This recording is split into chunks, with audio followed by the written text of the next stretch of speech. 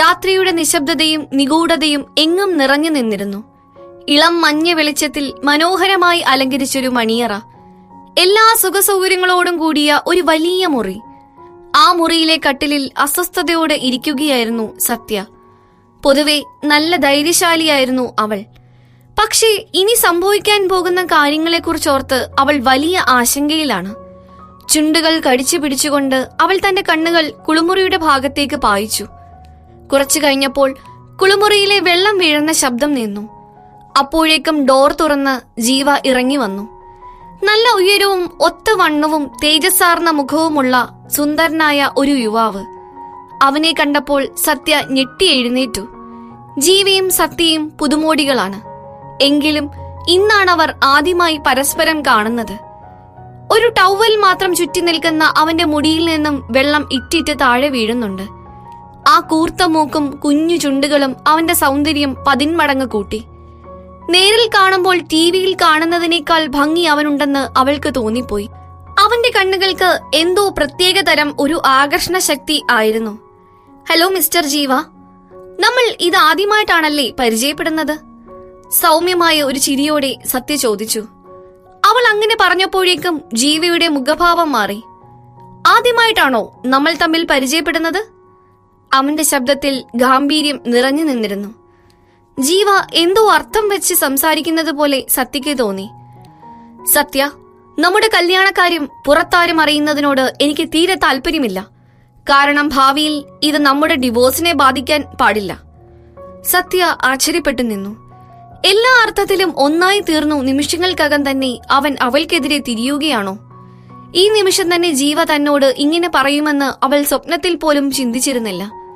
അവൾ തന്റെ കൈകൾ കൊണ്ട് പുതപ്പിൽ മുറുക്കി പിടിച്ചുകൊണ്ട് അവളുടെ സങ്കടം തീർത്തു. ശരിയാണ്, ഈ കല്യാണം തന്നെ ഒരു ഡീലാണ്. അവൾക്ക് പണം വേണം, അവനൊരു കുഞ്ഞിനെയും. അതിന് ഈ കല്യാണം മറച്ചു വെക്കുന്നത് തന്നെയാണ് നല്ലതെന്ന് അവൾക്ക് തോന്നി. മിസ്റ്റർ ജീവ, നിങ്ങൾ പേടിക്കേണ്ട. ഞാൻ കാരണം നിങ്ങൾക്ക് ഒരു ബുദ്ധിമുട്ടും ഉണ്ടാവില്ല. ഒരു ദീർഘനിശ്വാസം എടുത്തതിനു ശേഷം അവൾ അവന് മറുപടി കൊടുത്തു. അവളെ മൈൻഡ് ചെയ്യാതെ തന്നെ ജീവ എഴുന്നേറ്റ് നേരെ ബാത്റൂമിൽ കയറി. ഒന്ന് ഫ്രഷായി ഡ്രസ്സ് മാറിയ ശേഷം അവൻ പുറത്തേക്ക് പോയി. അവന്റെ കാർ സ്റ്റാർട്ട് ചെയ്ത ശബ്ദം കേട്ടപ്പോഴാണ് അവൻ അവിടെ നിന്നും പോയി എന്ന് സത്യ തിരിച്ചറിഞ്ഞത്. ആദ്യ രാത്രിയിൽ തന്നെ കിടപ്പറയിൽ ഭാര്യയെ ഒറ്റയ്ക്കാക്കി പോയ ഒരു ഭർത്താവ്. അവൾ ഒരു നിമിഷത്തേക്ക് സ്തബ്ധയായി നിന്നു. യാഥാർത്ഥ്യത്തെ വീണ്ടെടുത്തുകൊണ്ട് അവൾ ആ ബെഡിൽ അങ്ങനെ ചുരുണ്ടുകൂടി കിടന്നു. ക്ഷീണം കാരണം കുറച്ചുനേരം കഴിഞ്ഞതും അവൾ ഉറക്കത്തിലേക്ക് വഴുതി വീണു. ആ പാതിരാത്രിയിൽ അവളുടെ ഫോൺ കുറെ നേരം റിംഗ് ചെയ്തുകൊണ്ടിരുന്നു. അപ്പോൾ അതിൽ വന്ന ഫേസ്ബുക്ക് നോട്ടിഫിക്കേഷൻ ഒരു ഫ്ലാഷ് ന്യൂസ് കാണിച്ചു. ഹോട്ട് ന്യൂസ്, സൂപ്പർ സ്റ്റാർ ജീവയുടെ കല്യാണം വളരെ രഹസ്യമായി ഇന്ന് രജിസ്റ്റർ ചെയ്തു. പുറത്താരും ഈ കല്യാണത്തെ പറ്റി അറിയരുതെന്നും ഇത് അതീവ രഹസ്യമായിരിക്കണമെന്നും ഇന്നലെ രാത്രി ജീവ തനിക്ക് മുന്നറിയിപ്പ് തന്നതേയുള്ളൂ. എന്നിട്ടും ഇന്നിതെങ്ങനെ ഇത്ര വലിയൊരു വാർത്തയായി? ആരാണ് ഇത് ചെയ്തത്? ഇനി ഈ വാർത്ത പുറത്തുവിട്ടത് സത്യമാണെന്ന് ജീവ തെറ്റിദ്ധരിക്കുമോ? ജീവ അവനോട് നേരിട്ട് ഇടപെട്ടവർക്കൊക്കെ തന്നെ അറിയാവുന്ന ഒരു കാര്യമാണ് അവനൊരു ടെററാണെന്ന്. സ്നേഹം എന്താണെന്ന് പോലും അറിയാത്ത ഒരു ക്രൂരനാണവൻ. അവനെ ആരെങ്കിലും എതിർത്താൽ അവർക്ക് അവന്റെ കയ്യിൽ നിന്ന് വലിയ തിരിച്ചടി തന്നെ പ്രതീക്ഷിക്കാം. എന്തൊക്കെയോ ആലോചിച്ചു കൂട്ടി പേടിച്ചിരിക്കുന്ന സത്യയെ തേടി ഒരു ശബ്ദം വന്നു. ടക് ടക്. വാതിലിൽ ആരോ മുട്ടുകയാണ്. മാഡം, സാറിന്റെ കോളുണ്ട്. വാതിലിന്റെ അടുത്ത് വന്ന് നിന്ന വേലക്കാരി ഉച്ചത്തിൽ പറഞ്ഞു. അത് കേട്ടതും സത്യയുടെ ഹൃദയമിടിപ്പ് കൂടി. എന്തിനെയാണോ നമ്മൾ ഏറ്റവും അധികം പേടിക്കുന്നത് അത് ഏത് വിധേനയും സംഭവിച്ചിരിക്കുമെന്നത് വളരെ സത്യമാണ്. അവൾ അവളുടെ ചുവന്ന സുന്ദരമായ ചുണ്ടുകൾ കടിച്ചു പിടിച്ചുകൊണ്ട് തന്റെ ശരീരമാസകലമുള്ള വേദനയും കടിച്ചമർത്തി സ്തബ്ധയായി അവിടെ നിന്നു. പെട്ടെന്ന് തന്നെ ഒരു ഡ്രസ്സ് എടുത്തിട്ട് ലാൻഡ് ഫോൺ എടുക്കാനായി അവൾ റൂമിന് പുറത്തേക്ക് പോയി. ഒരു ദീർഘശ്വാസം എടുത്ത ശേഷം വളരെ കൂളായി മൃദുവായ ശബ്ദത്തിൽ അവൾ ഹലോ എന്ന് പറഞ്ഞു. നീ ഒരു അനുസരണയുള്ള ആളാണെന്നാണ് ഞാൻ വിചാരിച്ചത്. ജീവയുടെ മൂർച്ചയുള്ള വാക്കുകൾ ഫോണിലൂടെ കടന്നു വന്നു. അവൻ സത്യയെ ഒട്ടും വിശ്വസിച്ചിരുന്നില്ല. അവൾ ഫോൺ മുറുകെ പിടിച്ചു. ഹൃദയത്തിലൂടെ ഒരു ആണി കയറിയ വേദന അപ്പോൾ അവളിലുണ്ടായി. തനിക്കൊരു കുഞ്ഞിനെ തരുന്ന ഒരു ഉപകരണം മാത്രമായിരുന്നു അവനെ സംബന്ധിച്ച് അവൾ. അതുകൊണ്ട് തന്നെ അനിഷ്ടമായി എന്തെങ്കിലും സംഭവിച്ചാൽ അവൻ ആദ്യം സംശയിക്കുന്നത് സത്യയാണ്. സത്യ ഒരു നിമിഷം നിശബ്ദയായി നിന്നു. എന്നിട്ട് തനിക്ക് പറയാനുള്ളത് വളരെ സൗമ്യമായി പറഞ്ഞു. ഇത് ചെയ്തത് ഞാനല്ല ജീവ. നിങ്ങൾ തന്നെ ഒന്ന് ആലോചിച്ചു നോക്കൂ. നിങ്ങൾ എനിക്ക് തന്ന പണം അത് നിങ്ങൾക്ക് ഏത് സമയവും തിരിച്ചെടുക്കാവുന്നതാണ്. എന്നെ തന്നെ കുഴപ്പത്തിലാക്കാൻ വേണ്ടി ഞാൻ എന്തിന് ഇത്രയും മോശമായ ഒരു പ്രവൃത്തി ചെയ്യണം? നിങ്ങൾ പോയി അന്വേഷിക്ക്. ആ അന്വേഷണത്തിനൊടുവിൽ ഇനി ഇതിന് കാരണം ഞാനാണെന്ന് നിങ്ങൾ കണ്ടുപിടിക്കുകയാണെങ്കിൽ അതുകൊണ്ടുണ്ടാവുന്ന എന്ത് ഭവിഷ്യത്തും നേരിടാൻ ഞാൻ തയ്യാറാണ്. വളരെ ആത്മവിശ്വാസത്തോടു കൂടിയാണ് അവൾ അത് പറഞ്ഞതെങ്കിലും അവളുടെ ഈ ന്യായീകരണത്തോട് അവൾക്ക് തന്നെ ഒരു ഉറപ്പില്ലാത്തതുപോലെ തോന്നി. ഫോണിന്റെ മറുഭാഗത്തുള്ള ആൾ പെട്ടെന്ന് നിശബ്ദനായി. അത് അവളിൽ ഓരോ നിമിഷവും അസ്വസ്ഥത ഉണ്ടാക്കി. ജീവ അവളെ വിശ്വസിക്കുമെന്ന് അവൾക്ക് ഉറപ്പില്ലായിരുന്നു. അല്പസമയത്തിന് ശേഷം ജീവ അവൾക്ക് മറുപടി കൊടുത്തു. ഞാൻ അന്വേഷിക്കട്ടെ. ഇനി റിപ്പോർട്ടേഴ്സ് എങ്ങാനും നീയാണ് മിസസ് ജീവയെന്നറിഞ്ഞാൽ? അവന്റെ ഭീഷണി കേട്ടപ്പോൾ കൂടുതലൊന്നും ആലോചിക്കാതെ തന്നെ അതിന് ഒരു മറുപടി കൊടുക്കാൻ അവൾ തയ്യാറായി. ഒരു മടിയും കൂടാതെ അവൾ പറഞ്ഞു, അങ്ങനെ സംഭവിക്കുകയാണെങ്കിൽ ആ നിമിഷം തന്നെ എന്റെ സ്വന്തം ഇഷ്ടപ്രകാരം ഞാൻ ഇവിടെ നിന്ന് പോകും. നീ കാരണം ഭാവിയിൽ എനിക്കൊരു പ്രശ്നവും ഉണ്ടാകരുത്. ജീവ പറഞ്ഞു. പേടിക്കണ്ട, താൻ കാരണം ആർക്കും ഒരു ബുദ്ധിമുട്ടുണ്ടാകില്ല എന്ന് അവൾ അവനോട് പറയാൻ ശ്രമിച്ചു. പക്ഷേ അവൾ അത് പറഞ്ഞു തീരുന്നതിനു മുമ്പേ അവൻ കോൾ കട്ട് ചെയ്തു പോയി. ആരും കേൾക്കാനില്ലാതെ സത്യയുടെ വാക്കുകൾ അവിടെ തന്നെ പ്രതിധ്വനിച്ചു. ഹോ, ഈ മനുഷ്യൻ, ഇയാൾക്ക് തീരെ മാന്യതയില്ല. എല്ലാവരുടെയും ആരാധന പാത്രമായ ഇയാൾ സിനിമയിൽ കാണുന്നത് പോലെയല്ല നേരിട്ട്. എന്തൊരു ദുഷ്ടനാണ്. ഫോൺ കട്ട് ചെയ്തതിനു ശേഷം സത്യ വേലക്കാരി കൊണ്ടുവന്ന പാലെടുത്ത് കുടിച്ചു. എന്നിട്ട് കുറച്ചു സമയം റെസ്റ്റ് എടുത്തു. അല്പനേരം കഴിഞ്ഞ് കുളിച്ച് ഫ്രഷായി പുതിയ ഡ്രസ്സിട്ട് അവൾ ജോലിക്ക് പോകാൻ ഇറങ്ങി. അപ്രതീക്ഷിതമായി ആ വാർത്ത പുറത്തു വന്നതിനാൽ അവളുടെ മനസ്സ് പറഞ്ഞുകൊണ്ടേയിരുന്നു വീടിന് പുറത്ത് റിപ്പോർട്ടേഴ്സ് അവളെ കാത്തിരിക്കുന്നുണ്ടാവും എന്ന്. ആരെയാണ് ജീവ കല്യാണം കഴിച്ചതെന്നറിയാൻ അവർ എന്തായാലും ഇവിടെ എത്തും. ഇനി എന്തെങ്കിലും സംഭവിച്ചിട്ട് ജീവയോട് സോറി പറയുന്നതിലും നല്ലത് സേഫായി നിൽക്കുന്നതാണെന്ന് അവൾക്ക് തോന്നി. അവൾ പുറകിലെ ഡോർ വഴി പുറത്തിറങ്ങാൻ തീരുമാനിച്ചു. അവൾ മെല്ലെ വാതിൽ തുറന്ന് ചുറ്റും നോക്കി. കുഴപ്പമൊന്നുമില്ലാത്ത ശാന്തമായ അന്തരീക്ഷമാണ് പുറത്തെന്ന് അവൾ മനസ്സിലാക്കി. പതിയെ അവൾ പുറത്തിറങ്ങി.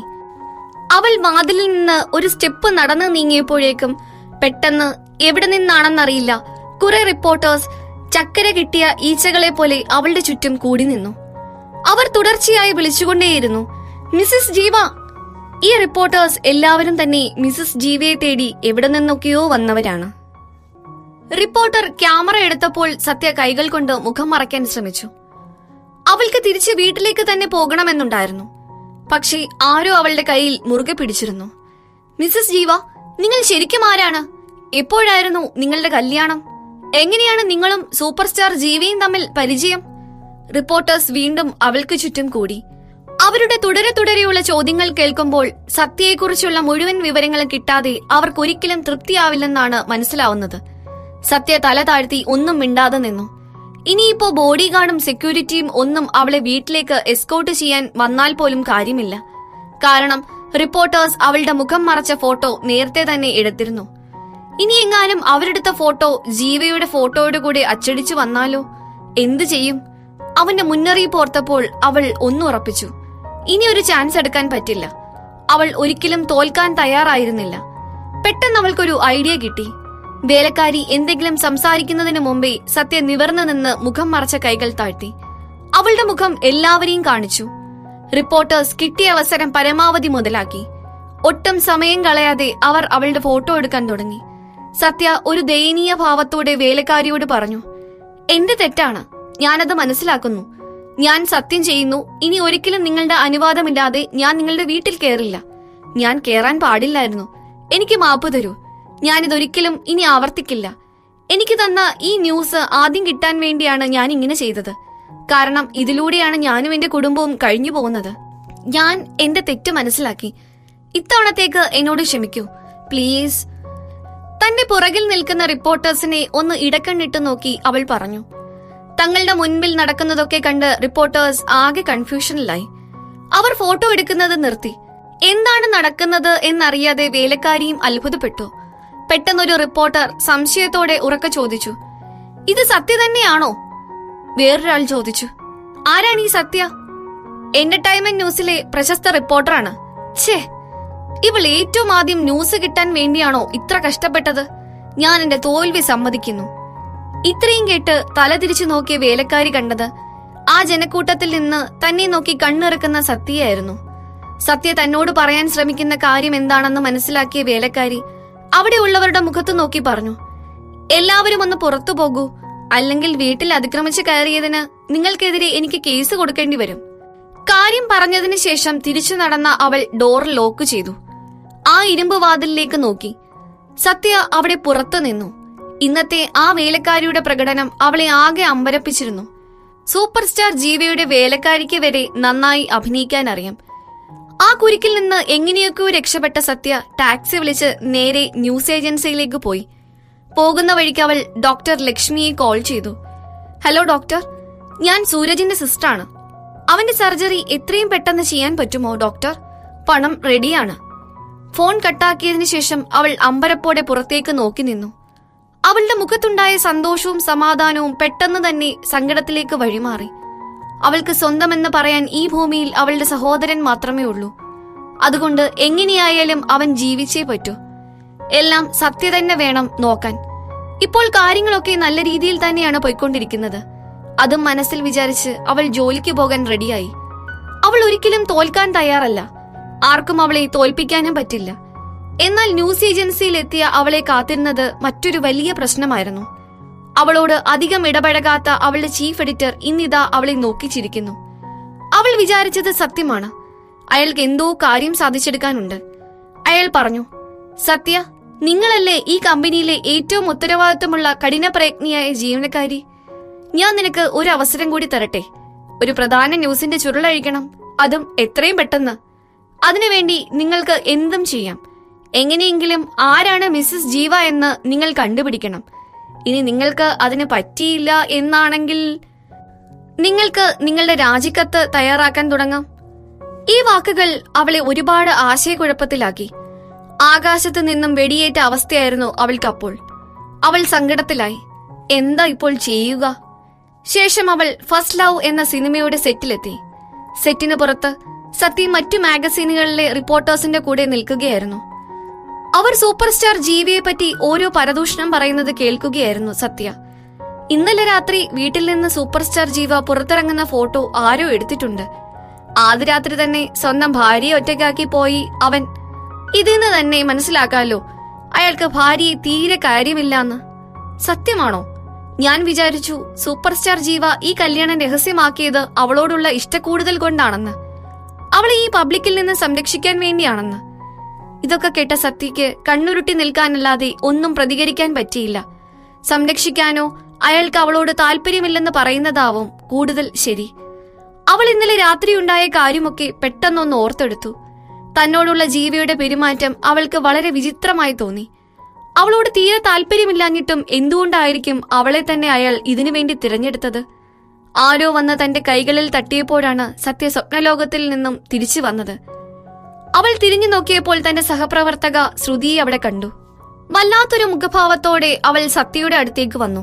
ചീഫ് എഡിറ്ററെ എതിർത്തത് നിനക്ക് തന്നെ വിനയായി അല്ലേ? ഞാൻ നിന്നോട് അപ്പോഴേ പറഞ്ഞതല്ലേ ഒന്നും വേണ്ട എന്ന്. പക്ഷെ ഇനി എന്ത് ചെയ്യാം? നീ തന്നെ എല്ലാം അനുഭവിച്ചു.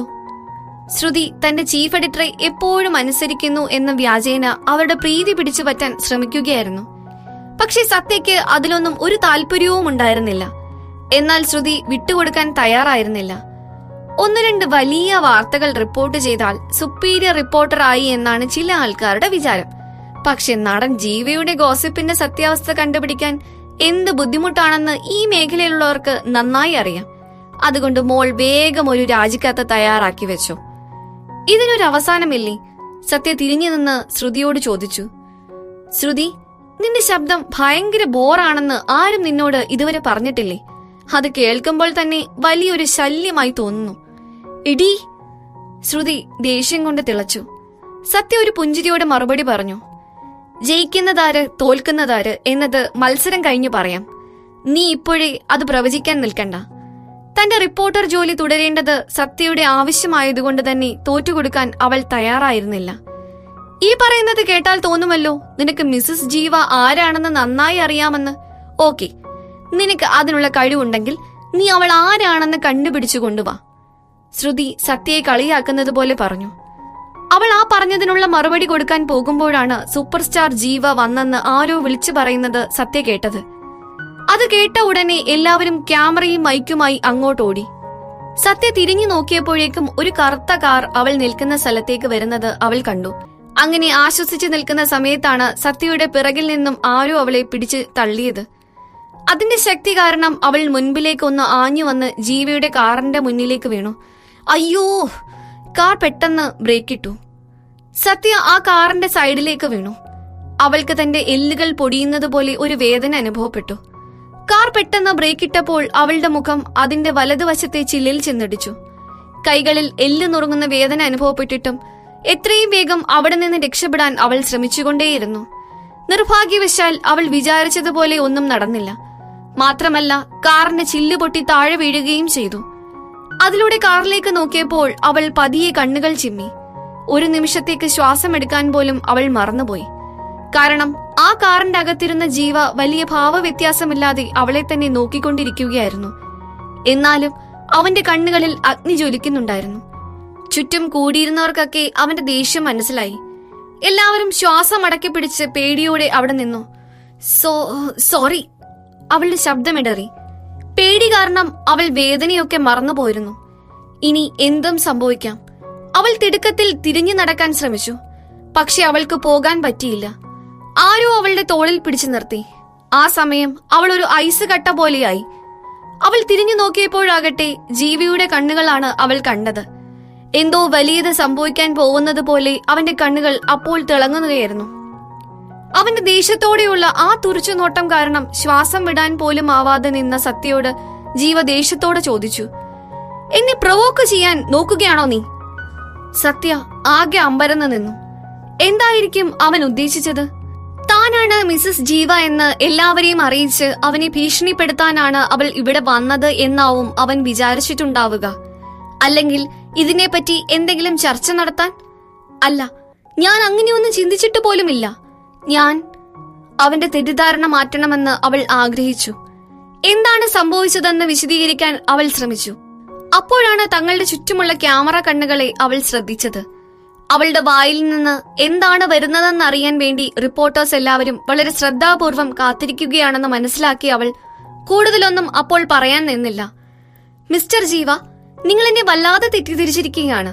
എനിക്ക് നിങ്ങളെ പ്രകോപിപ്പിക്കാൻ യാതൊരു ഉദ്ദേശവുമില്ല. നിങ്ങളെ ഇന്റർവ്യൂ ചെയ്യാൻ എന്റെ ചീഫ് എഡിറ്റർ പറഞ്ഞതനുസരിച്ചാണ് ഞാൻ ഇവിടെ വന്നത്. സാർ പറയുന്നത് അനുസരിക്കുകയല്ലാതെ വേറൊന്നും എനിക്ക് ചെയ്യാൻ പറ്റില്ല. അതുകൊണ്ട് മിസ്റ്റർ ജീവ, താങ്കൾ പറയൂ, ആരാണ് നിങ്ങളുടെ ഭാര്യ? സത്യ തന്ത്രപൂർവം ആ പ്രശ്നം കൈകാര്യം ചെയ്തു. അത് പറഞ്ഞു കഴിഞ്ഞ ഉടനെ അവൾ ഉത്കണ്ഠയോടെ ജീവയെ നോക്കി നിന്നു. അവൻ അവിടെ നിന്ന് ഒരടി പോലും അനങ്ങിയില്ല. അവന്റെ കണ്ണുകൾ സമുദ്രം പോലെ ശാന്തമായിരുന്നു. എന്തൊക്കെയാണ് അവന്റെ മനസ്സിൽ സംഭവിച്ചുകൊണ്ടിരിക്കുന്നതെന്ന് ആർക്കും നിർവചിക്കാൻ പറ്റില്ല. കാരണം ആ കണ്ണുകളിൽ അത്രയും ആഴമുണ്ടായിരുന്നു. സത്യ പേടിച്ചു വിറച്ചു നിൽക്കുകയായിരുന്നു. അവളുടെ വായിലെ വെള്ളമൊക്കെ വറ്റിപ്പോയി. ജീവ തന്നോട് ഗെറ്റ് ഔട്ടെങ്കിലും പറഞ്ഞിരുന്നെങ്കിൽ എന്ന് അവൾ ആശിച്ചുപോയി. അവർ രണ്ടുപേരും ഒരുവിധം സംസാരിച്ച് ഒത്തുതീർപ്പിലായ സമയത്താണ് കാറിനുള്ളിൽ നിന്ന് വളരെ ആകർഷണീയമായ ഒരു ശബ്ദം പുറത്തേക്ക് കേട്ടത്.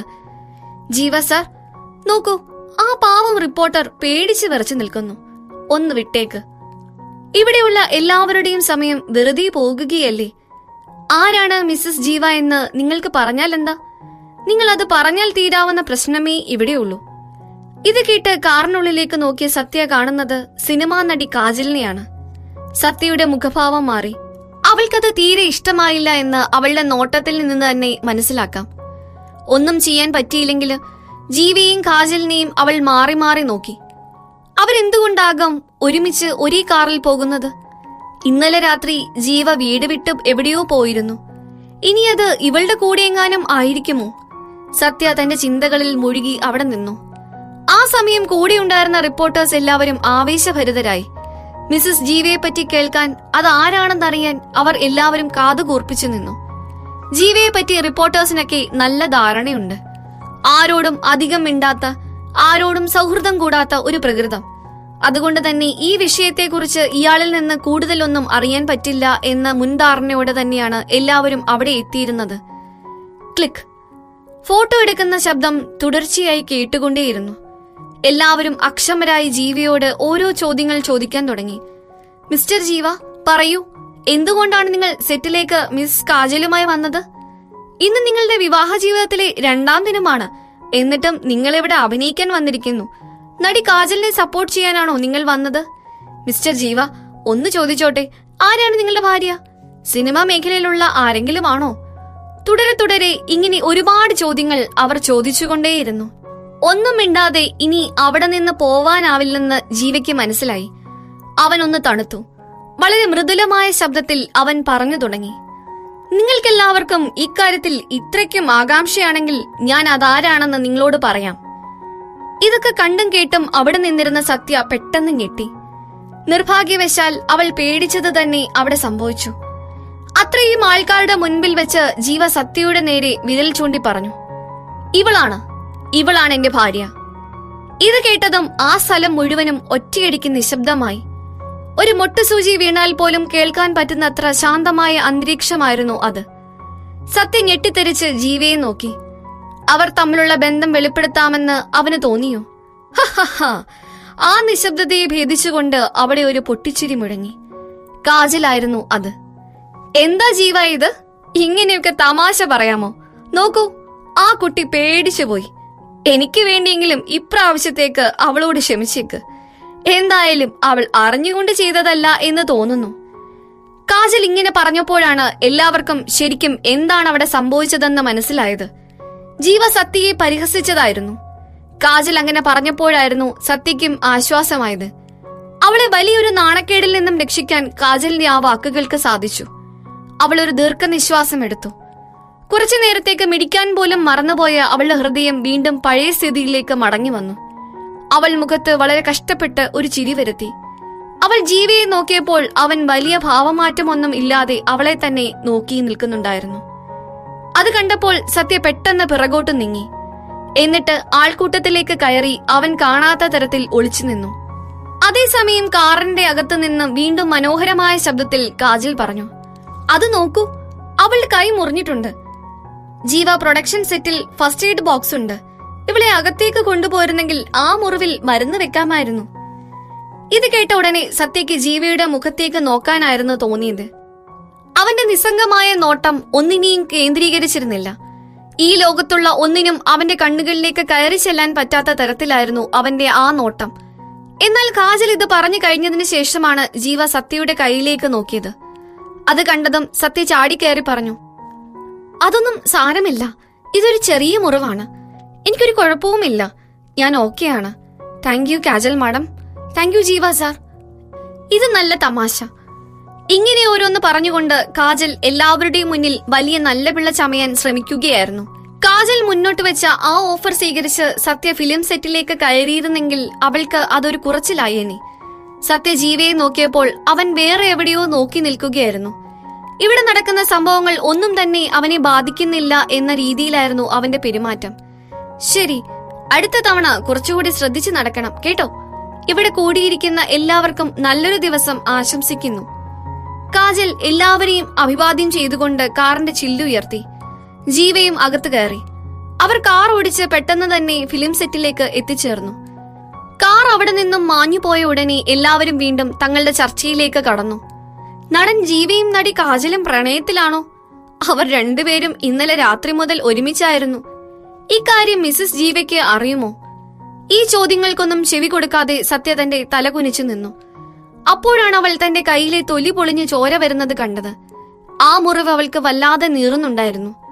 അവളുടെ അടുത്ത് നിന്നൊരു സീനിയർ റിപ്പോർട്ടർ പറഞ്ഞു, ഒരു വലിയ വാർത്ത കിട്ടാൻ നിങ്ങൾക്ക് ആഗ്രഹമുണ്ടെങ്കിൽ അതിനിത്ര ആവേശം പാടില്ല. ഇന്ന് നിങ്ങളുടെ ഭാഗ്യം ഒന്നുകൊണ്ട് മാത്രമാണ് ജീവസാറിന്റെ കയ്യിൽ നിന്നും നിങ്ങൾ രക്ഷപ്പെട്ടത്. ഇപ്പോൾ അദ്ദേഹം നിങ്ങളെ പരിഹസിക്കുക മാത്രമാണ് ചെയ്തത്. എന്നാൽ എല്ലാ പ്രാവശ്യവും സ്ഥിതി ഇത് തന്നെ ആവണമെന്നില്ല. സത്യ തിരിഞ്ഞു നിന്ന് അദ്ദേഹത്തെ നോക്കി ഒന്ന് പുഞ്ചിരിച്ചു. അതിനുശേഷം അവൾ അവിടെ നിന്ന് ശ്രുതിയെ രൂക്ഷമായി ഒന്ന് നോക്കി. ശ്രുതി ചെയ്ത കൊള്ളരുതായ്മയ്ക്ക് നല്ലൊരു മറുപടി കൊടുക്കാൻ സത്യ അവളുടെ അടുത്തേക്ക് നടന്നു. അപ്പോഴാണ് ഫിലിം സെറ്റിൽ നിന്നും ഒരു സ്ത്രീ സത്യയുടെ അടുത്തേക്ക് ഓടി വന്നത്. അവർ അവളുടെ കയ്യിൽ പിടിച്ച് മുറിവിലേക്ക് നോക്കി. അയ്യോ, ഇത് നന്നായി മുറിഞ്ഞിട്ടുണ്ടല്ലോ. സെറ്റിന്റെ അകത്തേക്ക് വരൂ, ഞാൻ മരുന്ന് വെച്ച് തരാം. സത്യ തിരിച്ചെന്തെങ്കിലും പറയുന്നതിന് മുമ്പേ തന്നെ ആ സ്ത്രീ അവർക്ക് രണ്ടുപേർക്കും മാത്രം കേൾക്കാൻ പാകത്തിന് ഇങ്ങനെ പറഞ്ഞു, ഇത് ജീവ സാറിന്റെ ഓർഡറാണ്. അത് കേട്ടതും സത്യയുടെ കണ്ണുകൾ വിടർന്നു. അവൾക്കത് വിശ്വസിക്കാൻ പറ്റാത്തതായിരുന്നു. അവൾക്ക് മനസ്സിൽ ആകമാനം ഒരു തണുപ്പ് തോന്നി.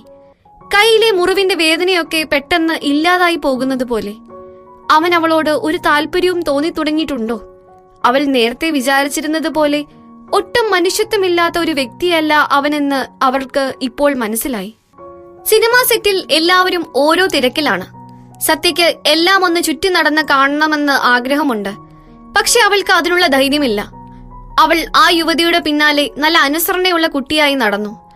കുറച്ചു ദൂരം നടന്നു നീങ്ങിയപ്പോൾ അവൾ കാജലിന്റെ ശബ്ദം കേട്ടു. അവൾ എന്തോ പറയുകയാണ്. നീ വന്നോ? അവൾ ഒരുപാട് ദൂരത്തല്ലായിരുന്നു. മാത്രമല്ല, അവൾ സംസാരിക്കുമ്പോൾ അവളുടെ മുഖത്ത് മനോഹരമായ ഒരു ചിരിയുണ്ടായിരുന്നു. അവൾ പറഞ്ഞു, നിന്റെ മുറിവ് അത്ര വലിയതൊന്നുമല്ല. എന്നാലും ശ്രദ്ധിച്ചില്ലെങ്കിൽ നാളെ ഇതിന്റെ പാട് മാറാതെ അവിടെ തന്നെ കിടക്കും. ഇവിടേക്ക് വന്നതുകൊണ്ടുണ്ടായതല്ലേ. അതുകൊണ്ട് ഞാൻ തന്നെ നിന്നെ നിർബന്ധിച്ച് സെറ്റിലേക്ക് വരുത്തി മരുന്നിട്ട് തരാൻ പറഞ്ഞതാണ്. അവൾ കാരണമാണ് തനിക്ക് ഇവർ മരുന്നിടുന്നത് എന്ന് മനസ്സിലാക്കിയപ്പോൾ സത്യയുടെ മുഖഭാവം മാറി. ദുഷ്ടനായ അയാളെ ഒരു നിമിഷമെങ്കിലും സ്നേഹമുള്ള വ്യക്തിയായി അവൾ സങ്കല്പിച്ചിരുന്നു. അതൊക്കെ ഒറ്റ നിമിഷം കൊണ്ട് തകർന്നുപോയി. ഇതിപ്പോ കാജൽ അപേക്ഷിച്ചതുകൊണ്ട് മാത്രമാണ് സത്യയെ മരുന്ന് വെക്കാൻ വേണ്ടി ഇവർ സെറ്റിനുള്ളിലേക്ക് വിളിപ്പിച്ചത്. എല്ലാ ചിന്തകളും മാറ്റി ചിരിച്ചുകൊണ്ട് അവൾ കാജലിനോട് തന്റെ നന്ദി അറിയിച്ചു. Thank you miss kajal. ഇതൊക്കെ ഇത്ര കാര്യമായി എടുക്കാനുണ്ടോ? ഒരു നല്ല ഫ്രണ്ട് ചെയ്യുന്നതേ ഞാനും ചെയ്തുള്ളൂ. പെട്ടെന്ന് ആ ഡ്രസ്സിംഗ് റൂമിലേക്ക് പോയിക്കോളൂ. അവിടെയാണ് ഫസ്റ്റ് എയ്ഡ് കിറ്റ് ഉള്ളത്. സത്യ ഡ്രസ്സിംഗ് റൂമിലേക്ക് നടന്നു നീങ്ങി. കാജലാകട്ടെ അവിടെ തന്നെ വേരുറച്ചതുപോലെ നിന്നു. അവൾ നേരത്തെ ഉണ്ടായ സംഭവങ്ങളെപ്പറ്റി ചിന്തിച്ച് കാട് കയറുകയായിരുന്നു. ജീവാവന്റെ അസിസ്റ്റന്റിനെ വിളിച്ച് സത്യയെ ഇങ്ങോട്ട് കൊണ്ടുവരാൻ പറയുന്നതും അവളുടെ മുറിവിൽ മരുന്ന് വെക്കാൻ പറയുന്നതുമൊക്കെ അവളും കേട്ടിരുന്നു. സൂപ്പർ സ്റ്റാർ ജീവ അങ്ങനെ ആരോടും അധികം അടുപ്പം കാണിക്കാത്തവനാണ്. ആരോടും മിണ്ടാൻ പോലും താല്പര്യം കാണിക്കാറില്ല.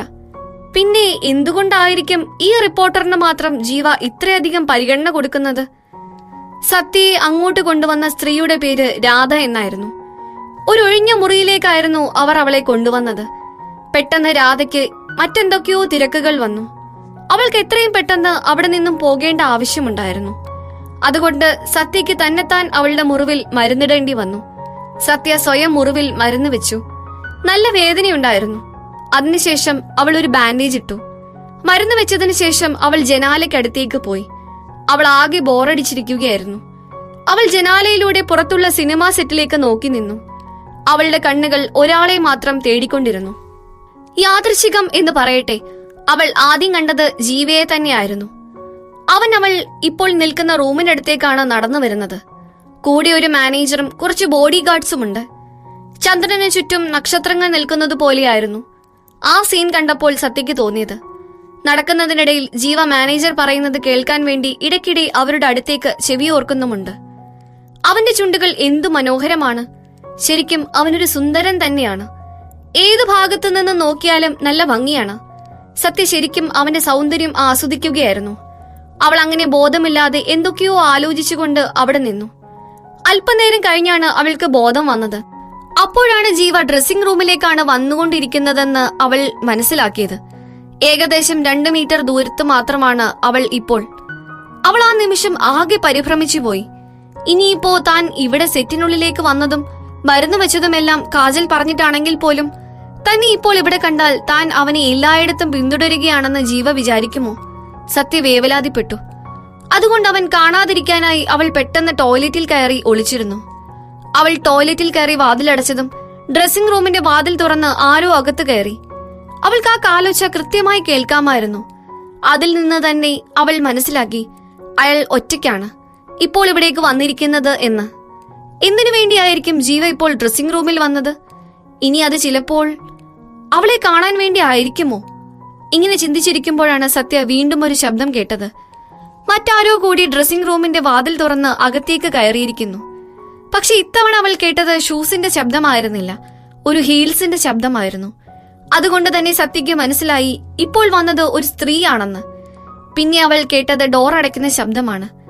എന്ത്? ഡോർ അടയ്ക്കുന്ന ശബ്ദമോ? ജീവയും ഈ പെണ്ണും സിനിമാ സെറ്റില് ഒരു റൂമിൽ കയറി വാതിലടച്ചിരിക്കുവാണെന്നോ? ഇവർക്കെന്താ ഗോസിപ്പിനെ പറ്റിയൊന്നും ചിന്തയില്ലേ? ഇനി ഇവിടെ വെച്ച് ഇവർ തമ്മിൽ എന്തെങ്കിലും നടക്കുമോ? അതിനുവേണ്ടി ആയിരിക്കുമോ അവർ രണ്ടുപേരും തനിച്ച് ഇവിടേക്ക് വന്നത്? സത്യ അവർ പറയുന്നത് എന്താണെന്ന് കേൾക്കാൻ കാതോർത്തിരുന്നു. അവൾ ആദ്യം കേട്ടത് കാജലിന്റെ ശബ്ദമാണ്. കാജൽ പറഞ്ഞു, ജീവ സർ, അങ്ങനെ ഒടുവിൽ എനിക്ക് നിങ്ങളെ ഒറ്റയ്ക്ക് കാണാൻ പറ്റി.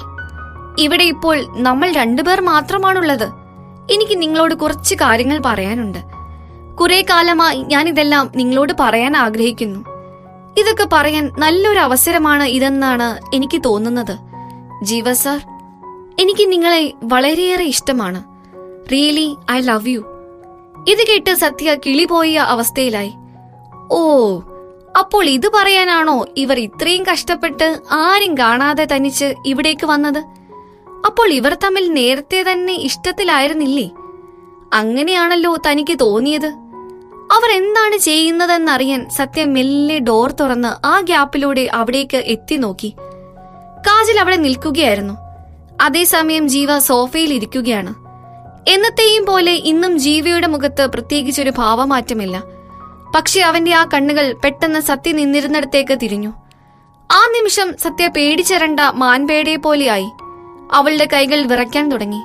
ആ വെപ്രാളത്തിൽ അവൾ ഡോർ ശക്തിയായി വലിച്ചടച്ചു. ഡും. ആരാണത്? കാജൽ ചോദിക്കുന്നത് സത്യ കേട്ടു. തന്റെ കൈകൾ രണ്ടും മുറിച്ചു കളയാൻ വരെ സത്യക്ക് അന്നേരം തോന്നി. ഇത് നശിച്ച നേരത്താണാവോ ജീവിയുടെ പ്രതികരണം കാണാൻ അവൾക്ക് വാതിൽ തുറക്കാൻ തോന്നിയത്? എന്തെങ്കിലും ആകട്ടെ, അവന്റെ കണ്ണുകളിൽ നിന്ന് ഒരു കാര്യം വ്യക്തമാണ്.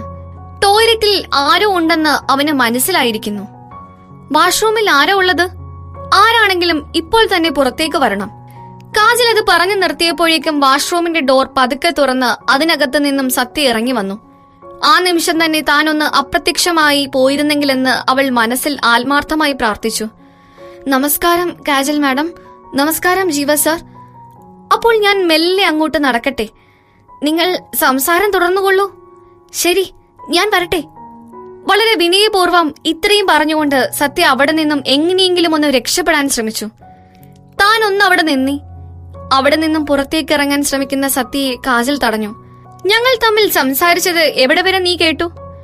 പേടിക്കേണ്ട കാജൽ മാഡം, നിങ്ങൾ പറഞ്ഞ കാര്യങ്ങൾ ഒന്നും ഞാൻ കേട്ടില്ല. സത്യ വളരെ നിഷ്കളങ്കമായി മറുപടി പറഞ്ഞു. പക്ഷെ കാജലിന് അവളെ അങ്ങനെ വെറുതെ വിടാൻ ഭാവമുണ്ടായിരുന്നില്ല. എനിക്ക് നിന്നെ തീരെ വിശ്വാസമില്ല. നീ പറഞ്ഞത് സത്യമാണെന്ന് എനിക്ക് കൂടി തോന്നണ്ടേ? അതിന് ഞാൻ ഇപ്പോൾ എന്താ ചെയ്യുക? കാജൽ സത്യയോട് നല്ല ദേഷ്യത്തിൽ തന്നെ ചോദിച്ചു. ഇവിടെ ഇപ്പോൾ എന്താണ് സംഭവിക്കുന്നതെന്ന് അറിയാത്ത മട്ടിൽ, ഒന്നും മനസ്സിലാവാത്തതുപോലെ സത്യ കണ്ണും പിഴിച്ച് കാജലിനെ തന്നെ നോക്കി നിന്നു. ഇവർ എന്നെ എന്ത് ചെയ്യാനാണ് ഉദ്ദേശിക്കുന്നത്? സത്യ ഇങ്ങനെ ഓരോന്ന് ആലോചിച്ചു നിൽക്കുന്ന സമയത്താണ് കാജൽ അവളോട് ആജ്ഞാപിച്ചത്. നീ നിന്റെ ബാഗ് ഒന്ന് തുറന്നു കാണിച്ചേ. അതിന്റെ ഉള്ളിൽ വല്ല റെക്കോർഡറും ഉണ്ടോ എന്ന് ഞങ്ങളൊന്ന് നോക്കട്ടെ. ഒന്നുമില്ലെങ്കിൽ നീ ഒരു റിപ്പോർട്ടർ അല്ലേ? ചിലപ്പോൾ ഞങ്ങളെപ്പോലുള്ള പ്രശസ്തരായ വ്യക്തികളുടെ വിവരങ്ങൾ ചോർത്താൻ വന്നതാണോ എന്ന് എങ്ങനെ അറിയാൻ പറ്റും? സത്യ അത് കേട്ട് ഞെട്ടി. എന്ത്? ബാഗ് പരിശോധിക്കാനോ? ഇവളുടെ സംസാരം പരിധി കടക്കുന്നുണ്ട്. കാജൽ പറഞ്ഞത് ഇഷ്ടപ്പെടാത്ത രീതിയിൽ സത്യ പുരികം ചുളിച്ചു. സത്യ താൻ പറഞ്ഞതനുസരിക്കാതെ നിൽക്കുന്നത് കണ്ടപ്പോൾ കാജലിന്റെ ദേഷ്യം ഇരട്ടിച്ചു. അവൾ കൈകെട്ടി നിന്ന് സത്യയോട് വീണ്ടും പറഞ്ഞു, പെട്ടെന്ന് ബാഗ് തുറന്നു കാണിക്കൂ. ഇനി നിനക്ക് ഞാൻ പറഞ്ഞതനുസരിക്കാൻ ബുദ്ധിമുട്ടുണ്ടെങ്കിൽ ജീവ പറയും നിന്നോട്. ഞങ്ങൾ തമ്മിലുള്ള ബന്ധത്തിന്റെ പുറത്ത് ഞാൻ എന്തെങ്കിലും പറഞ്ഞാൽ ജീവ അതെന്തായാലും ചെയ്യും, അല്ലേ ജീവ? അത് കേട്ടപ്പോൾ സത്യ ജീവയെ ഒന്ന് നോക്കി. പക്ഷെ അവനാണെങ്കിൽ ഇതൊന്നും കേൾക്കാത്തതുപോലെ മാനത്തേക്ക് നോക്കിയിരിക്കുന്നുണ്ടായിരുന്നു. കാജൽ പറഞ്ഞതൊക്കെ വെറുതെയാണെന്ന് തിരിച്ചറിയാൻ അവന്റെ ആ മുഖഭാവം തന്നെ മതിയായിരുന്നു. ആരോട് എന്ത് എപ്പോൾ എങ്ങനെ പറയണമെന്ന് ഈ കാജലിന് അറിയില്ല. മറ്റുള്ളവരെ വേദനിപ്പിക്കുന്ന രീതിയിലുള്ള സംസാരം മാത്രമേ എപ്പോഴും ഇവളുടെ വായിൽ നിന്നും വരൂ. അവൾക്ക് നല്ലൊരു മറുപടി കൊടുക്കണമെന്ന് സത്യ വിചാരിച്ചു. പിന്നെ അവൾ അത് വേണ്ടെന്ന് വെച്ചു. വെറുതെ എന്തിനാ ഓരോ പ്രശ്നമുണ്ടാക്കുന്നത് എന്ന് വിചാരിച്ച സത്യ ഒന്നും മിണ്ടാൻ പോയില്ല. സത്യ അവിടെ ഉണ്ടായിരുന്ന ഒരു മേശയുടെ മുകളിൽ തന്റെ ബാഗ് വെച്ചിട്ട് അതിന്റെ അകത്തുണ്ടായിരുന്ന എല്ലാ സാധനങ്ങളും പുറത്തേക്ക് എടുത്തു വെച്ചു. ഇതാ എന്റെ ബാഗിന്റെ ഉള്ളിലുള്ള സാധനങ്ങൾ. ഇതിൽ നിങ്ങൾ ഉദ്ദേശിച്ചതുപോലെ ഒന്നും തന്നെ ഇല്ല. ഇപ്പൊ മനസ്സിലായില്ലേ ഞാൻ കള്ളം പറഞ്ഞതല്ല എന്ന്? കാജൽ മേശയുടെ മുകളിൽ നിരത്തി വെച്ചിരുന്ന സാധനങ്ങൾ എല്ലാം ഒന്ന് എടുത്തു നോക്കി. പക്ഷേ സംശയിച്ചതുപോലെ ഒന്നും തന്നെ അതിലുണ്ടായിരുന്നില്ല. ഇനിയെങ്കിലും എനിക്ക് ഇവിടെ നിന്നും പോകാമോ മാഡം? പുറത്തേക്കെടുത്തിട്ട സാധനങ്ങൾ ബാഗിൽ തിരിച്ചെടുത്ത് വെക്കുന്നതിന്റെ ഇടയിൽ അവൾ ചോദിച്ചു. കാജൽ അപ്പോൾ ജീവയുടെ മുഖത്തേക്ക് നോക്കി. വലിയ ഭാവമാറ്റമൊന്നുമില്ലെങ്കിലും അവന്റെ മുഖത്ത് സങ്കടമൊന്നും ഉണ്ടായിരുന്നില്ല. പക്ഷെ കാജലിന്റെ മുഖത്ത് സത്യ നിരപരാധിയാണെന്ന് തെളിഞ്ഞതിലുള്ള സങ്കടം തെളിഞ്ഞു കിടപ്പുണ്ടായിരുന്നു. ജീവയ്ക്ക് പൊതുവെ ഈ മീഡിയക്കാരെ ഇഷ്ടമില്ല എന്ന് കാജലിന് നന്നായിട്ടറിയാം. പോരാത്തതിന് ഇവളാണെങ്കിൽ ജീവയുടെ കാറിന്റെ മുന്നിലേക്ക് എടുത്തു ചാടി അതിന് ചില്ല് തകർത്തിട്ട് നിൽക്കുകയാണ്. എന്നാലും ഇവളെ ഫിലിം സെറ്റിന്റെ അകത്തേക്ക് വിളിച്ചു വരുത്തി മുറിവിന് മരുന്ന് വെക്കാൻ പറഞ്ഞല്ലോ. അത്രയ്ക്ക് ദയുള്ളവനൊന്നുമല്ല ഈ ജീവ. ഇനി വേറെ വല്ല ഉദ്ദേശമുണ്ടോ ഇവന്?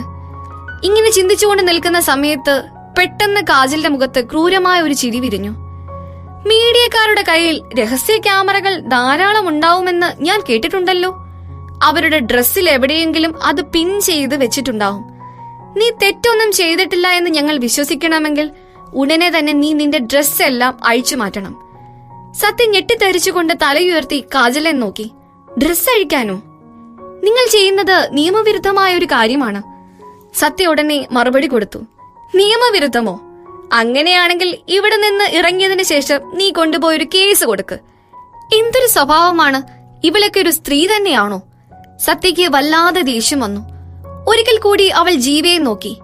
കാര്യങ്ങൾ ഇത്രയും എത്തിയ സ്ഥിതിക്ക് അവൻ ഇത്തവണയെങ്കിലും എന്തെങ്കിലും പ്രതികരിക്കാതിരിക്കില്ല എന്നവൾ വിചാരിച്ചു. ജീവ എന്തായാലും കാജലിനെ തടയുമെന്ന് അവൾ പ്രതീക്ഷിച്ചു.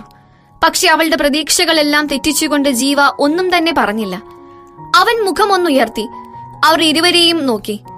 ഇപ്പോൾ ജീവ തനിക്ക് വേണ്ടി സംസാരിക്കുമെന്ന് സത്യ വിചാരിച്ചപ്പോഴേക്കും അവൻ ഇങ്ങനെ പറഞ്ഞു. ഇവൾ എവിടെയെങ്കിലും എന്തെങ്കിലും ഒളിപ്പിച്ചു വെച്ചിട്ടുണ്ടെങ്കിൽ അത് നമുക്ക് കണ്ടുപിടിക്കണം. അതിനിവളെ പരിശോധിക്കേണ്ടത് അത്യാവശ്യമാണ്. ഇതുകൂടി കേട്ടപ്പോഴേക്കും സത്യയ്ക്ക് ദേഷ്യം നിയന്ത്രിക്കാൻ പറ്റിയില്ല. അവൾ തന്റെ മുഷ്ടി ചുരുട്ടിപ്പിടിച്ച് അവിടെ നിന്നു. അവളുടെ കണ്ണുകൾ കോപത്താൽ ചുവന്നു. അവൾക്കറിയാം താൻ അയാളുടെ കയ്യിലെ ഒരു അടിമയാണെന്ന കാര്യം. എന്നാലും ഇത്രയൊക്കെ തന്നോട് ചെയ്യാൻ മാത്രം താൻ എന്ത് തെറ്റാണ് അയാളോട് ചെയ്തത്? പക്ഷേ അവൾക്ക് പ്രതികരിക്കാനാവുമോ? ഒരു നിമിഷം അവളുടെ സുഖമില്ലാതിരിക്കുന്ന സഹോദരനെ പറ്റി ആലോചിച്ചപ്പോൾ അവൾക്ക് പ്രതികരിക്കാൻ തോന്നിയില്ല. തന്റെ ദേഷ്യവും അമർഷവും എല്ലാം കടിച്ചമർത്തി ദൂരേക്ക് നോക്കി അവൾ പറഞ്ഞു, ശരി, എങ്കിൽ നിങ്ങൾ എന്നെ പരിശോധിച്ചോളൂ. അവൾ അത് പറഞ്ഞ് കഴിഞ്ഞതും ഡ്രസ് ഊരിമാറ്റാൻ ആരംഭിച്ചു. ഇത് കണ്ട കാജൽ ഞെട്ടി അവളോട് ചോദിച്ചു, നീ എന്താണ് ഈ ചെയ്യുന്നത്? സത്യ പരിഹാസത്തോടെ ചിരിച്ചുകൊണ്ട് പറഞ്ഞു, നിങ്ങൾ തന്നെയല്ലേ എന്നോട് ഡ്രസ്സ് മാറ്റാൻ ആവശ്യപ്പെട്ടത്? കാജൽ ഒരു ഞെട്ടലോടെ ജീവിയെ ചൂണ്ടിക്കാണിച്ചുകൊണ്ട് പറഞ്ഞു, നിന്റെ തൊലിക്കെട്ടി ഞാൻ സമ്മതിച്ചു തന്നിരിക്കുന്നു. നിനക്ക് തീരെ നാണമില്ലേ ജീവസാറിന്റെ മുന്നിൽ നിന്ന് ഇങ്ങനെയൊക്കെ ചെയ്യാൻ? ഇതിൽ എത്രയും നാണിക്കാൻ എന്തിരിക്കുന്നു? സത്യ ജീവിയെ നോക്കി ഒന്ന് ചിരിച്ചു. നിന്റെ ജീവസാർ ഇതെല്ലാം നേരത്തെ തന്നെ കണ്ടതാണ് അല്ലേ? അവൾ അവരെ പ്രകോപിപ്പിക്കാൻ വേണ്ടിയാണ് അങ്ങനെ പറഞ്ഞത്. ഇത് കേട്ട കാജൽ ഞെട്ടിപ്പോയി. അവൾ ചോദിച്ചു, എന്താ നീ പറഞ്ഞത്? ഞാൻ എന്താണോ പറയാൻ ഉദ്ദേശിച്ചത് അത് തന്നെയാണ് ഞാൻ പറഞ്ഞത്. ഇങ്ങനെ പറഞ്ഞതിന് ശേഷം സത്യ അവളുടെ കഴുത്തിലുണ്ടായിരുന്ന സ്കാർഫ് ഊരി തറയിലേക്ക് വലിച്ചെറിഞ്ഞു. വരൂ, വന്നെന്നെ പരിശോധിക്കൂ, സത്യ അവരോട് പറഞ്ഞു. അതിനുശേഷം അവൾ അവളുടെ ഓവർകോട്ട് ഊരിയെറിഞ്ഞു. വാ വന്ന് പരിശോധിക്കെന്നെ. ഇതൊക്കെ മാറ്റിയതിനു ശേഷം അവളുടെ ദേഹത്ത് ഇനി ആ ടോപ്പ് മാത്രമേ ബാക്കിയുണ്ടായിരുന്നുള്ളൂ. ഒരു തരത്തിൽ പറഞ്ഞാൽ 8 വർഷം മുമ്പ് താൻ അനുഭവിച്ച നാണക്കേടിന്റെ 7 അയലത്ത് പോലും വരില്ല ഇതൊന്നും. അതേസമയം ദേഷ്യം, വെറുപ്പ്, സഹതാപം എന്നിങ്ങനെ പല വികാരങ്ങളും അവിടെ കസേരയിൽ ഇരിക്കുന്നുണ്ടായിരുന്ന ജീവിയുടെ കണ്ണുകളിലൂടെ മിന്നിമാഞ്ഞു. അവസാനം ഈ വികാരങ്ങളെല്ലാം കൂടിച്ചേർന്ന ഒരു മുഖഭാവത്തോടെ അവൻ ഒന്നും മിണ്ടാതെ അവിടെയിരുന്നു. അവൻ അവളെ അങ്ങേയറ്റം വെറുത്തു തുടങ്ങുകയും അതുപോലെ തന്നെ അവൾ അനുഭവിക്കുന്ന യാതനകൾ നോക്കിക്കാണുകയുമായിരുന്നു. എന്നാൽ അവളുടെ കണ്ണുകളിൽ നിറഞ്ഞു നിന്ന നിസ്സഹായതയും ദയനീയതയും കണ്ടപ്പോൾ സ്വാഭാവികമായും ഇങ്ങനൊരു സന്ദർഭത്തിൽ തോന്നേണ്ടിയിരുന്ന സന്തോഷമൊന്നും അവൻ അപ്പോൾ തോന്നിയില്ല. അതിനു പകരം അവൻ എന്തൊക്കെയോ അസ്വസ്ഥതകൾ തോന്നി. അവൻ തന്റെ കഴുത്തിൽ കെട്ടിയ ടൈ ഒന്ന് അയച്ചു. അപ്പോഴേക്കും സത്യ തന്റെ ശരീരത്തിലുണ്ടായിരുന്ന അവസാനത്തെ വസ്ത്രവും ഊരിക്കളയാൻ തുടങ്ങുകയായിരുന്നു.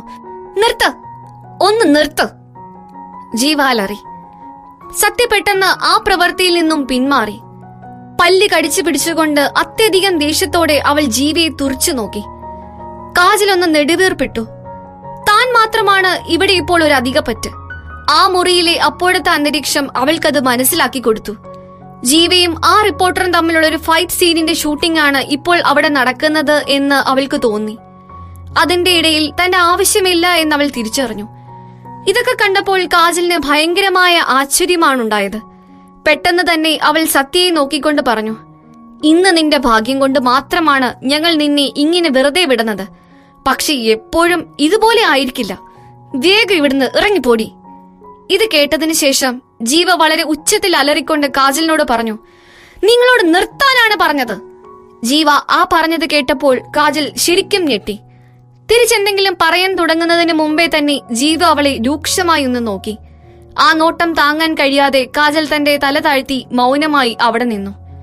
പിന്നീട് അവൾ സത്യയെ ദേഷ്യത്തോടെ തുറച്ചു നോക്കി. എന്നിട്ട് ചവിട്ടിത്തുള്ളിക്കൊണ്ട് ആ മുറി വിട്ട് പുറത്തേക്ക് ഇറങ്ങിപ്പോയി. കാജൽ ഇറങ്ങിപ്പോയതിനു ശേഷം ആ മുറി പെട്ടെന്ന് മൂകമായി. തികച്ചും ശാന്തമായ ഒരു അന്തരീക്ഷമായിരുന്നു പിന്നീട് ആ മുറിയിൽ കാണാൻ കഴിഞ്ഞത്. ജീവ മെല്ലെ സത്യയെ ഒന്ന് നോക്കി. അവൾ ഇപ്പോഴും അവിടെ തന്നെ നിശ്ചലമായി നിൽക്കുകയായിരുന്നു. അവളുടെ കറുത്തിരണ്ട മുടിയിഴകൾ കാറ്റിൽ പാറിക്കളിക്കുന്നുണ്ടായിരുന്നു. ആ കറുത്ത മുടിയും വെളുത്ത ചർമ്മവും തമ്മിൽ ചേരുമ്പോൾ അവളുടെ ഭംഗി കുറെ കൂടി വർദ്ധിച്ചതായി ജീവയ്ക്ക് തോന്നി. എന്നാൽ തന്നിലെ ആ മാറ്റം തിരിച്ചറിഞ്ഞപ്പോൾ അവനൊരു കാര്യം മനസ്സിലായി. ഇനിയും ഇതിങ്ങനെ തുടർന്നു കൊണ്ടുപോയാൽ തനിക്ക് തന്നെ പിടിച്ചു നിർത്താൻ സാധിക്കില്ല എന്ന സത്യം. അവൻ അസ്വസ്ഥതയോടെ ദൂരേക്ക് നോക്കിക്കൊണ്ട് അവിടെ നിന്നും എഴുന്നേറ്റ് സത്യയുടെ അടുത്തേക്ക് നടന്നു. അവന്റെ ആ ഒത്ത ശരീരത്തിന്റെ മുന്നിൽ നിൽക്കുമ്പോൾ സത്യ വളരെ ചെറുതാണെന്ന് തോന്നിപ്പോകുന്നു. അവന്റെ അടുത്ത് നിൽക്കുമ്പോൾ തനിക്ക് ചുറ്റും ഏതോ ഒരു സംരക്ഷണ കവചമുള്ളതുപോലെ അവൾക്ക് തോന്നി. അവൾ അവനെ തന്നെ നോക്കി അവിടെ നിന്നു. മിസ്റ്റർ ജീവ, തനിക്ക് എന്നോട് എന്തെങ്കിലും പ്രശ്നമുണ്ടോ? വളരെയധികം അസ്വസ്ഥതയോടെ അവൾ അവനോട് ചോദിച്ചു. ഇന്നലെ രാത്രി മുതൽ ജീവ തന്നോട് എന്തോ പ്രതികാരം ചെയ്യുന്നത് പോലെ അവൾക്ക് തോന്നിയിരുന്നു. അവനോടത് ചോദിക്കണമെന്ന് അവൾ വിചാരിച്ചിരുന്നു. പിന്നെ എന്തോ അത് വേണ്ട എന്ന് വെച്ചു. പക്ഷെ ഇത്രയും സംഭവങ്ങൾ ഇവിടെ നടന്നതിന് ശേഷവും അത് ചോദിക്കാതിരിക്കുന്നത് ശരിയല്ല എന്ന് അവൾക്ക് തോന്നി. അവളുടെ ആ ചോദ്യം കേട്ടപ്പോൾ അവൻ ഒന്ന് ചിരിച്ചു. ആ മുറിയിൽ നിന്ന് പുറത്തേക്ക് കടക്കാൻ വേണ്ടി ജീവ വാതിലിന്റെ അടുത്തേക്ക് നടന്നു. പക്ഷേ പൊടുന്നനെ അവൻ തിരിച്ചു വന്നു. എന്നിട്ട് ജനലിന്റെ അടുത്ത് പോയി അവിടെയുള്ള കർട്ടൻ വലിച്ച് താഴേക്കിട്ടു. ആ റൂം മുഴുവനും ഇരുട്ട് നിറഞ്ഞു. സത്യയുടെ കണ്ണുകൾ മിഴിഞ്ഞു. ജീവ മെല്ലെ മെല്ലെ തന്റെ അടുത്തേക്ക് നടന്നു വരുന്നത് കണ്ടപ്പോൾ അവൾ ഒന്ന് ഞെട്ടി.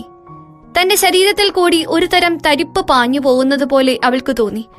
അവൾ വിക്കി വിക്കി ചോദിച്ചു, താൻ ഇത് നിങ്ങൾ എന്താ കാണിക്കുന്നേ?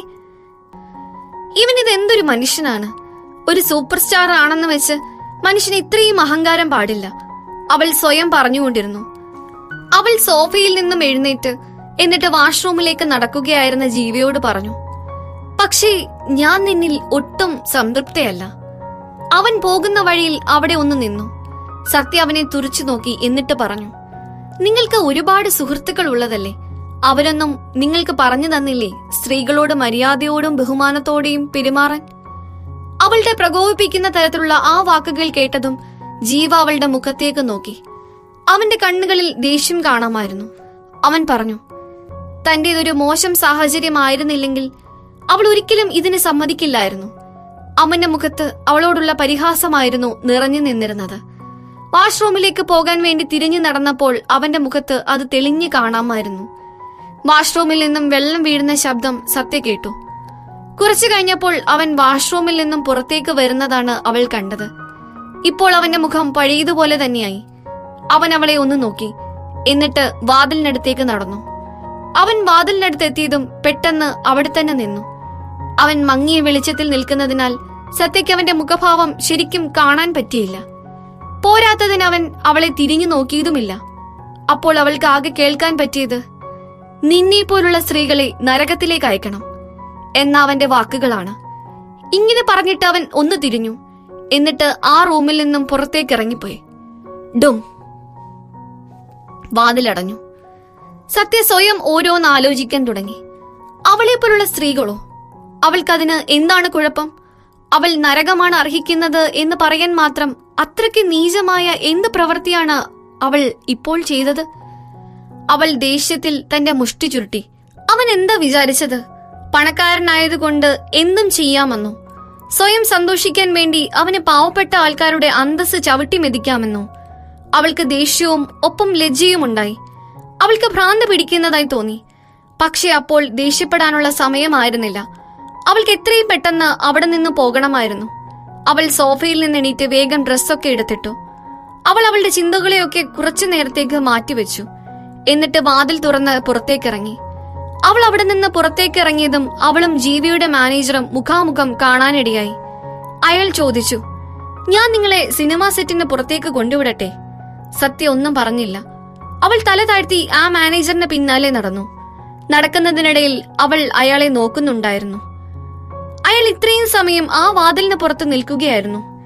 ഇനി അങ്ങനെയാണെങ്കിൽ അയാൾ നേരത്തെ ആ റൂമിൽ നടന്നതൊക്കെയും കേട്ടിട്ടുമുണ്ടാവും. അവൾ അങ്ങനെ ആ ആലോചനയിൽ മുഴുകിയിരിക്കുമ്പോൾ മാനേജർ അവളുടെ അടുത്തേക്ക് തിരിഞ്ഞു നിന്ന് ചോദിച്ചു, മിസ് സത്യ, നിങ്ങളെ ജീവ കല്യാണം കഴിക്കാൻ എന്താണ് കാരണമെന്ന് നിങ്ങൾക്കറിയാമോ? കടുത്ത ആലോചനയിലായിരുന്ന സത്യയുടെ ശ്രദ്ധ പെട്ടെന്ന് ഇതിലേക്ക് മാറി. അവൾ അയാളെ തന്നെ നോക്കി അവിടെ നിന്നു. എന്നിട്ട് അവൾ ചോദിച്ചു, എന്തുകൊണ്ടാണ്? ഈ കഥ തുടർന്ന് കേൾക്കുന്നതിനായി ഇപ്പോൾ തന്നെ പോക്കറ്റ് FM ആപ്പ് ഇൻസ്റ്റാൾ ചെയ്യൂ. Link in description.